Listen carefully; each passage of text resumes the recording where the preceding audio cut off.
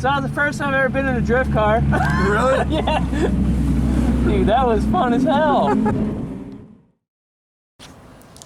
Hey guys, welcome back to a new video. So I hope you enjoyed that little short of the Riverside Spring Drift Matsuri. I know I really enjoyed it, man. This is something that's so cool because I've always been interested in drifting and I've always wanted to try it, but I didn't think that there was a drift scene local to my area. So Riverside has been doing this for I think 2 years now, and it's actually right in Clarksville, Indiana. So it's within 15 minutes from my house. So I was actually able to attend this meet, and thankfully I was actually able to ride along with the guy who hosts the whole event. So that was that IS300 that you saw in this clip.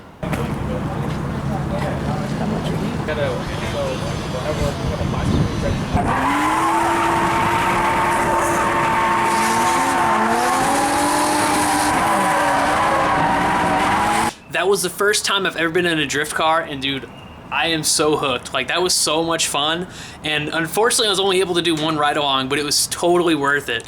So I wanted to make this video to let you all know that the Corolla is up for sale because I am going to be buying a drift car.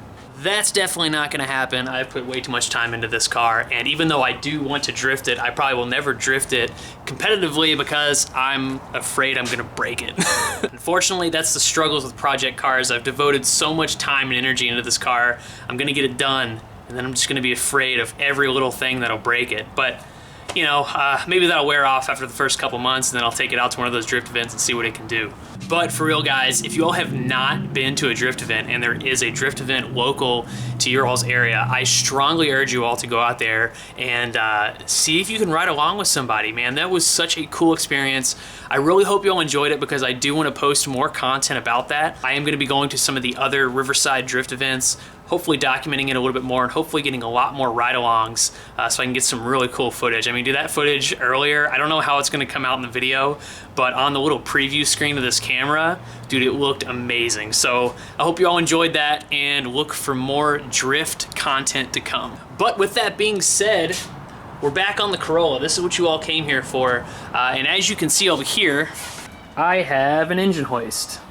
Woo!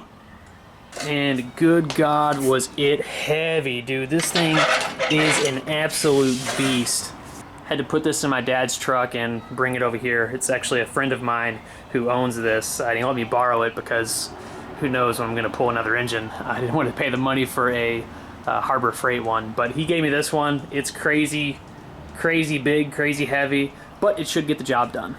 So the goal in this video is to pull the 4AC out of the Corolla and set it aside somewhere so I can pull off some of the peripherals that I'm going to be using for the 4AGE engine. Now, I have never pulled an engine before, so this is going to be a learning experience for me and you all as well, for those who have never pulled one. I think I am pretty close to getting everything ready so this can be pulled out, and I've got a friend coming over that's going to help me out because I'm sure I'm going to run into issues trying to pull this engine out being one person. I don't want to get caught on the radiator support here or any of the other parts of the engine bay. So I figured play it safe. I'm just going to get a buddy to come over and help me out. And as I explained in my previous video, I'm just going to do a quick recap on what all has been done. So all of the stuff in here has been disconnected. Anything that runs to the engine, it looks like I might have missed a ground cable down there, but I think that is actually already removed. Everything should be disconnected from the engine and ready to be pulled, at least up top here. All these hoses, all the hoses around here, obviously the radiator, all that kind of stuff, grounds, all that fun stuff has been pulled. We got throttle cable here. The throttle cable here is also off, so I think at least up here everything is good. Now I also, and underneath the car, I have undone the exhaust, so the can't really tell, but up there the exhaust has been unbolted from where it connects to the engine, and then I've removed the drive shaft and any of the sensors on the transmission. All of that has been undone, but we should just have to unbolt the transmission mount and maybe take care of a couple of more things down here, but definitely not much. I think everything is pretty much unhooked and ready to be pulled. Yep. Which leaves the motor mounts. So we have this mount over here that needs to be unbolted, and the motor mount over here. And actually what I've learned from the comment section is the mounts that are on the 4AC are the same motor mounts that are on the 4AGE. So I don't know where I got that information where the motor mounts were different, but as you can tell, this is super rusted, looks nasty. The other ones that I have are actually in a lot better shape. So I think it's going to be a good idea to just pull the mounts with this engine, and therefore if anybody does buy this engine or I do something with it, the mounts will already be there. So I think it's a win-win situation. But for anybody doing this in the future, just remember you don't necessarily have to get GTS engine mounts. You can use the ones off of your 4AC. And that screw up leads me to my next screw up that I had in that previous video. So Dan ST over here is not the same Dan ST as over here. This guy made the manifold for the 4AGE. He created this manifold and basically sells this kit so you can run carburetors off of a motorcycle on your 4AGE. I just wanted to clarify that Dan ST Engineering takes care of all of this, and Dan ST is a guy on the Toyota forums that does head work. So he does a whole bunch of head work, and thankfully he reached out to me and told me that, hey man, I didn't do that, I do head stuff. So anyway, I wanted to clear up that confusion for anybody who is looking to get some information on this conversion. They're two totally separate people. This is Dan ST Engineering, this is Dan ST, the forum guy who does head work. So yeah, I apologize for that. It was a mix-up, my bad. And I forgot one more thing. I don't know if you can see in here, but I need to still remove the shifter. I already put that back in there. Shifter's got to come out before the transmission will drop and come out of the engine bay. All right, so with all that said, I'm gonna get to work on this car, undoing that shifter, maybe loosening up a couple of the bolts while I wait for my friend to come over here. Then we'll get the engine hoist set in place and pull this engine out of this car. All right, guys, let's go ahead and get started. That was a lot easier than I thought.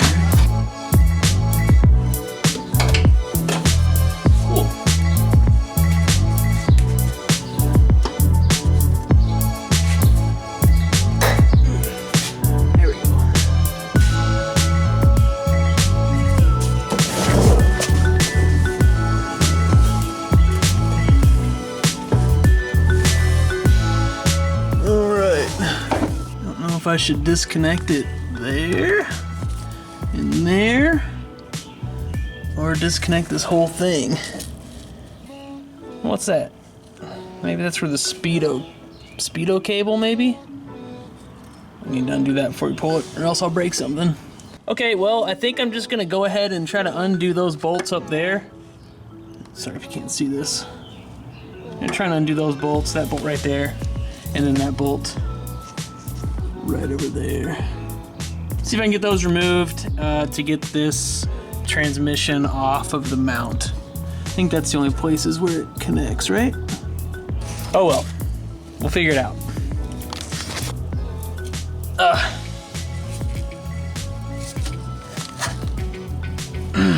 Okay, I'm gonna have to put you all down, sorry.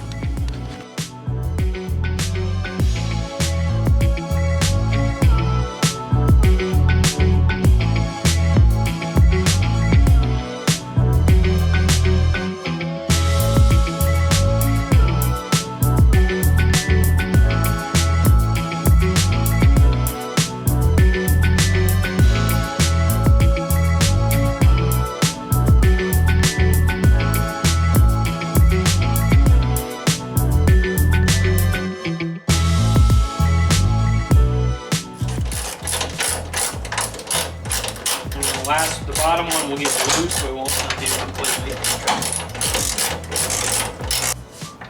You want gloves? Yeah, I'll take a little pair. Take a little pairsy. Okay. You got the schmediums? these are schmediums. Feel like El Popo getting ready to give the drug dealer the proctologist exam. The drug bust. The drug bust. We'll walk them out this way first. Alright, hold on.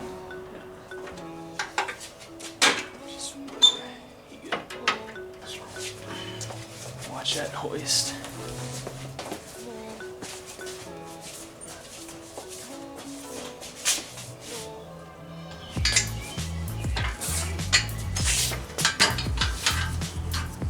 here, but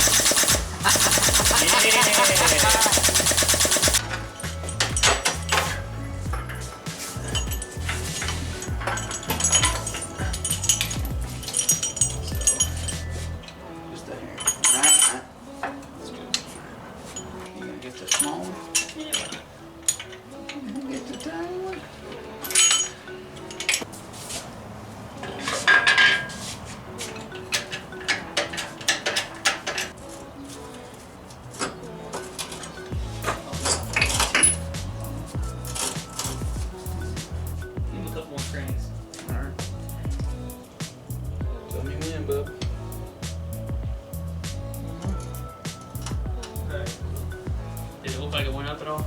yeah. Yeah, he out there. He's already out? Alright. Look at him. Alright, I'm gonna go underneath the car and see about the transmission. I don't really know what to do there, so. Okay.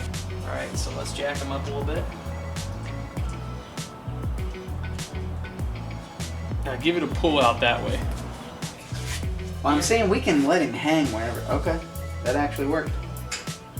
Okay, now pull him out towards you. Slowly.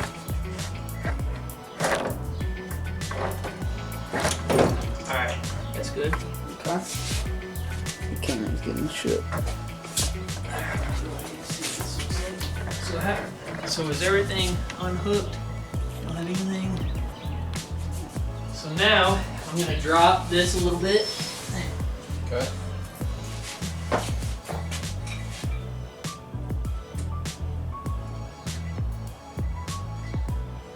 Alright, I want you to start cranking yours up. Start lifting yours up a little bit. Alright, hold on one second. I'm gonna do one more and then I'm gonna check this other side just to make sure. Good over here.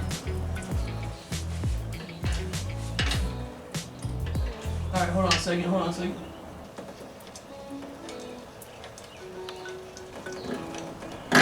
Very good. Stuck on this. Stuck on the cross member. The cross member. Down there. Is there any way we can tilt it so the transmission goes? Well, I guess I Towards can the take ground. this whole cross member off. I don't want you to do that if you. It's 4 volts, not that bad. Just saying, if you take that, we'll basically be able to just pull the engine straight up. Yeah, straight up and out, yeah. One eternity later. First engine we pulled, bud.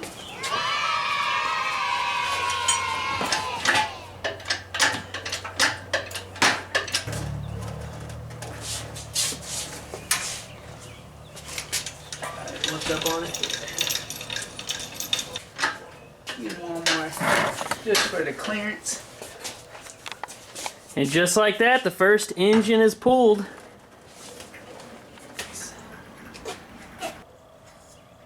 You good? All right.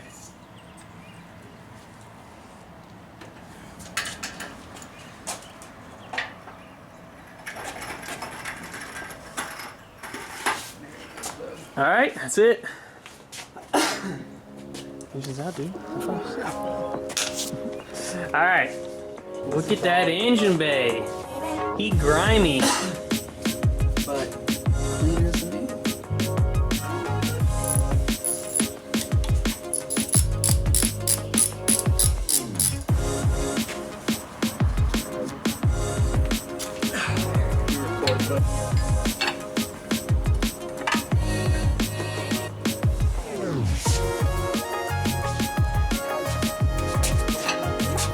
All right, go ahead.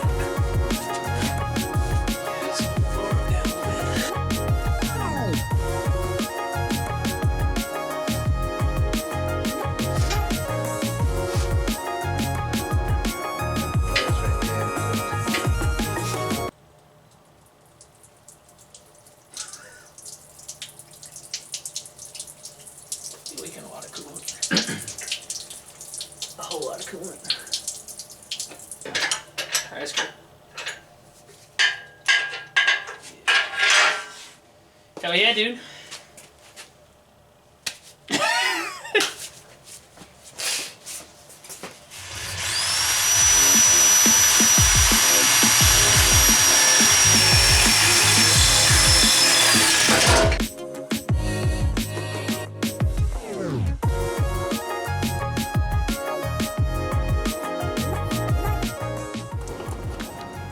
Like literally this exhaust was one piece. So whoever put this in before me had a flange up there to mount to the exhaust manifold, and then the whole thing was welded. And it went over the axle. Like how the heck was I supposed to get this out without cutting it? Ugh.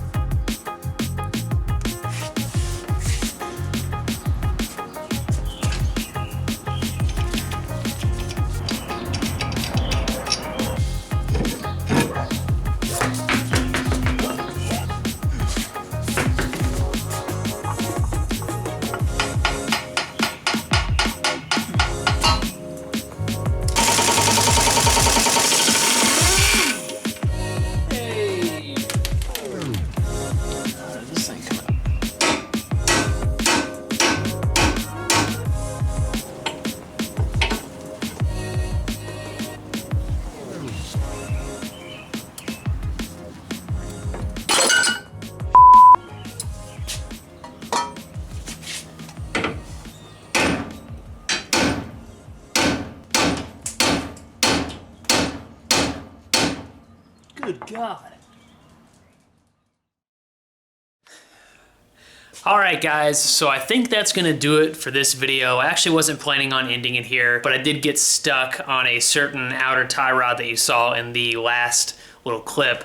And basically what it comes down to is I need to get the tool to remove that. I need to go and get one of those forks, I think is what it's called, like a pickle fork or something like that.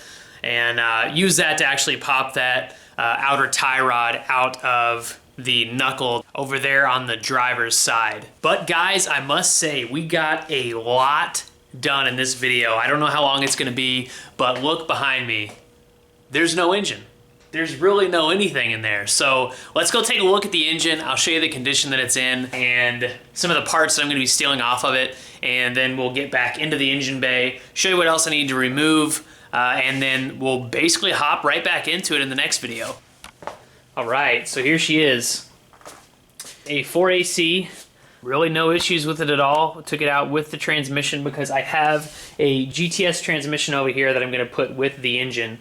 Now the couple of things that I need to pull off of this motor is gonna probably be, well, I don't know, if I don't have it with my engine, I'm gonna have to remove the mounting bolts that mount this motor mount to the engine.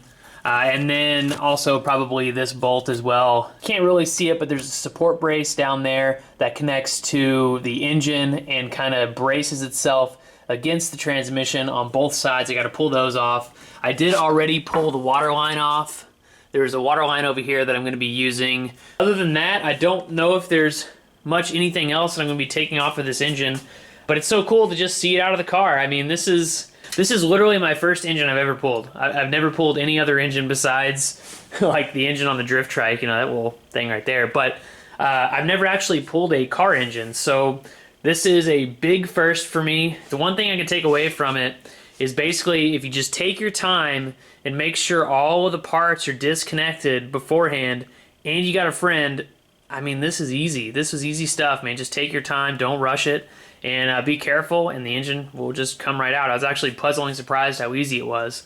Anyway, that's the engine. Let's go back to the engine bay. Oh, and one more thing. I don't really know what I'm going to do with this engine. I'm either going to be selling it, parting it out, or I might just hold on to it, maybe for a future project. I can put it in something fun. But we'll figure that out later. Alright, so here is the engine bay.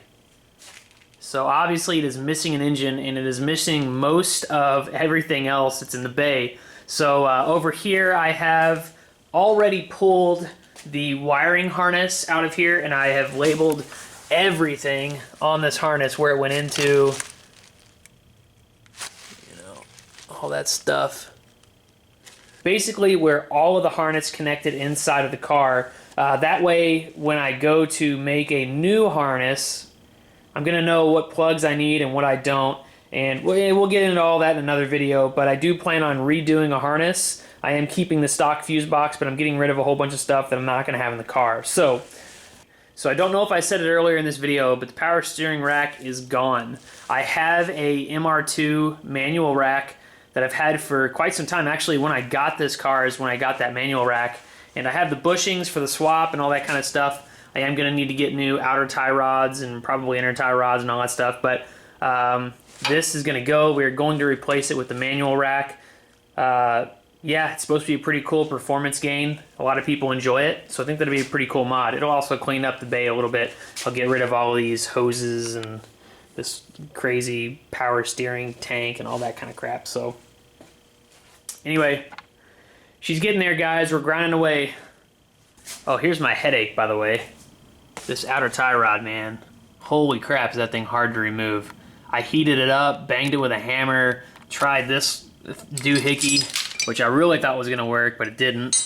I tried that multiple times. It is just super hard to get that thing out. Worst case scenario, I'll just shave it off right there at the threads and then put like a punch right there and just hit it out with a hammer. I think it'll pop out that way, so worst case, I'll do that. I do plan on getting probably adjustable ones and new outer tie rods anyway. So I just think it'll be easier to pull the power steering rack if I can pop this out and take it all out as one unit. So anyway, I got to get the right tool for this or else I'm going to drive myself crazy. Alright guys, that's it for today's video. I hope y'all enjoyed it. I don't know if this is going to be a little bit on the shorter side. I have done a lot of stuff off camera just because it's a lot of work and I don't want to have to worry about a camera. But anyway, I hope it's enough to make a pretty cool little video. I really hope you all enjoyed the Riverside Drift Matsuri little short. I don't know how that's going to turn out, but I know that drifting footage is going to be amazing, so I'm super excited about that. If you like this sort of content and want to see more, especially on the AE86, what we're going to be doing to the engine bay, as well as the engine over there, there you go, and any other sort of automotive DIY garage type stuff, make sure to smash that like button. Consider pressing the sub button below, and also if you want to be notified when new content comes out on this channel, make sure to ding that little bell notification. Guys, stay tuned for more AE86 content, and until next time, I'll see you later.